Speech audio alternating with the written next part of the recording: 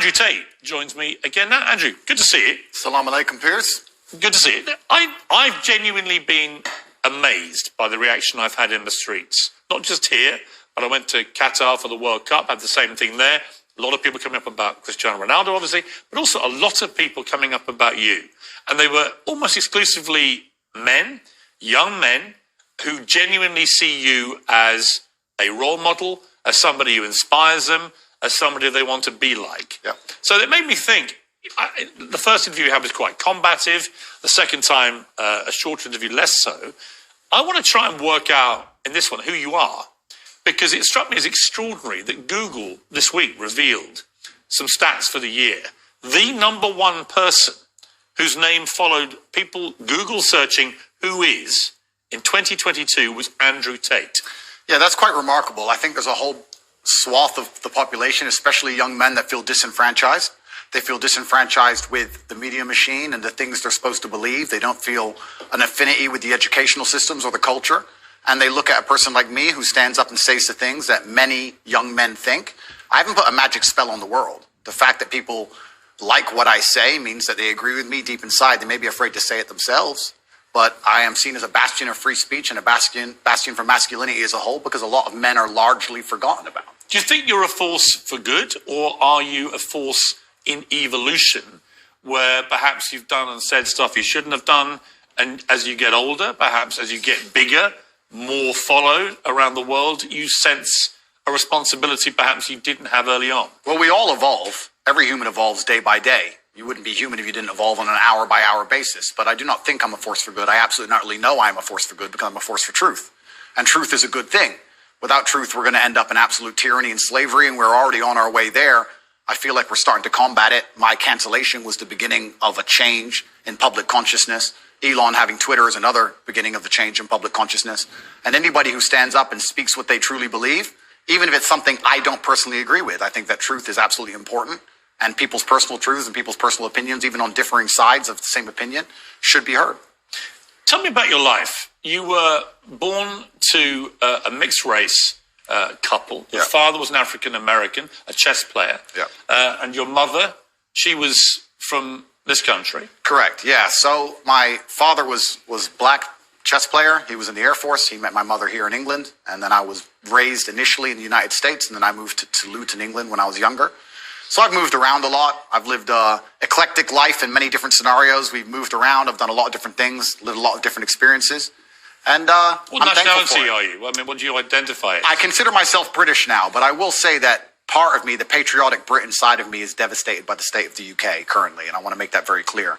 The patriotic Brit in me truly loves this country, and seeing what's happening to it, especially to our major cities, is almost heartbreaking to watch in real time. In what way? It's falling apart. This is a failed society. By every metric you can possibly measure, it is absolutely and utterly failing. The cost of living crisis, the crime rates, everything is falling apart. If you compare it to a country like the United Arab Emirates, you compare it to a city like Dubai, London, which should be the greatest city on earth, is failing in absolutely every metric because our leadership is a joke.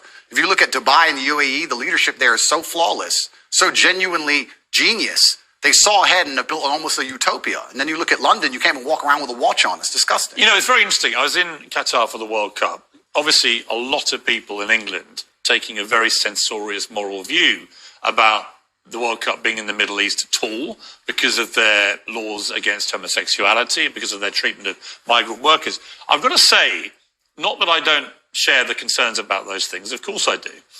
But I found a lot of the virtue signaling, and I think that's what it was in many cases, about the whole region, actually quite distasteful. Because when I was in Qatar, I thought the World Cup was fantastically well run, incredibly good experience.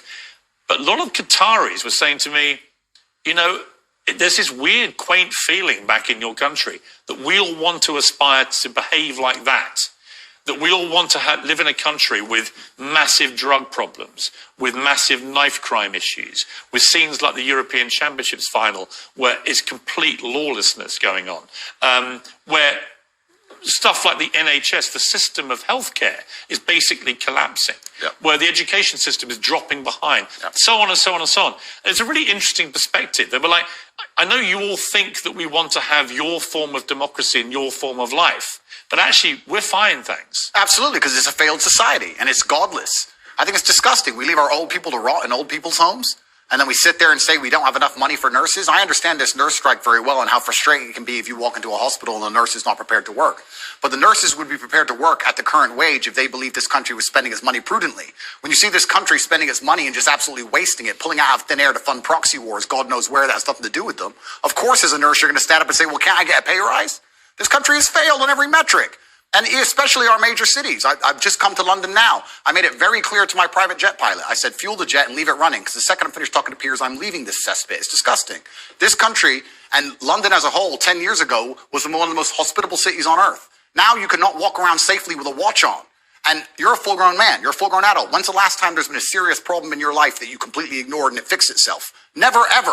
What are any of our politicians doing to fix any of the problems we're Well, I facing? saw today that Sadiq Khan is planning to run again for the third term of office as mayor. All I can say is everyone I know who's had any experience of crime at any level in London in the last few years has had a bad experience of it, of the way it's been handled. You know, I mean, I can give an example. I can reveal this now.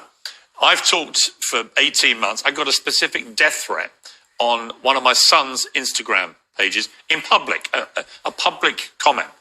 And it was very specific about what this person was going to do. Yeah. I couldn't use the police to evade him. We know where you live. We're going to come and kill you. And then a second one threatening my son and his mother, my ex-wife. I called in the police. I thought, I'm not having them putting death threats on my son's head. Sure. I called the police. Police investigated this. They arrested somebody over a year ago.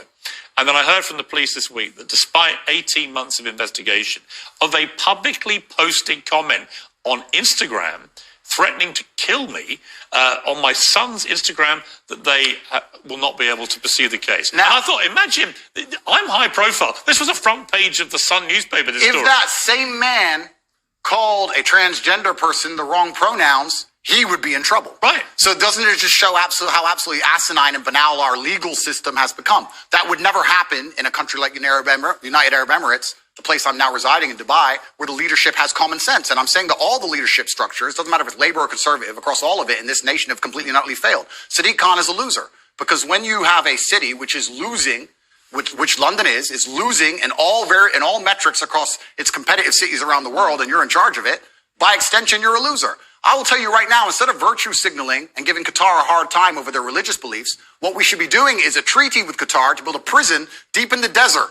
Make me mayor of London. We'll make a prison deep in the desert. And if you're caught with a knife or robbing someone, you can go do 25 years with one meal a day in the scorching sun. And then what we'll do is we'll put cameras there and we'll interview you once a week and broadcast that out to the nation and see if you change your mind and make people understand that this is a country that should be respected and our laws should be respected. Instead, what happens? What has Sadiq or any of the people in charge of this country actually done to fix any of our issues besides sit around and talk? Nothing. None of them have done anything, but they seem ultra concerned with finding money for proxy wars, ultra concerned with rainbow flags in another country that is uninterested in them, and their priorities are completely messed up. Of course the ambulance people are. Of course the ambulance drivers are striking. Of course the nurses are striking. Nobody cares about the most important things in this nation. It's a failing country in real time, and that's why I've left. What about the specific allegation? By the way, I don't disagree with a lot of that, because I do think this country is in big trouble. And I do think that one of the problems is people think if they do have a crime against them, nobody cares anymore. I know nobody cares. I have specific examples and people who I know personally. Absolutely and utterly nobody cares. I was in Harrods yesterday and someone tried to rob someone's watch in the middle of a store. I walk around with I have a security team of 6 full-grown men, plus me and my brother, 8 military-age males, all over 110 kilos, big men, just so I can walk around this city. It's absolutely unacceptable.